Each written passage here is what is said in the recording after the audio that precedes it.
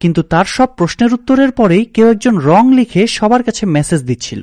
Lestrade বুঝতে পারছিল এই মেসেজগুলো শার্লক হোমস পাঠাচ্ছে, তাই সে কোনো রকমে কনফারেন্স শেষ করেই বেরিয়ে যায়। সিন শিফট হয়ে ডাক্তার ওয়াটসনকে দেখা যায়। সে একটা পার্কে লাঠি হাতে খুঁড়িয়ে খুঁড়িয়ে হাঁটছিল। তখন তার পুরনো এক বন্ধু মাইক পেছন থেকে ডাক দেয়। ওয়াটসন সেনাবাহিনীতে ডাক্তার হিসেবে চাকরিরত ছিল। তার পোস্টিং ছিল আফগানিস্তানের যুদ্ধে।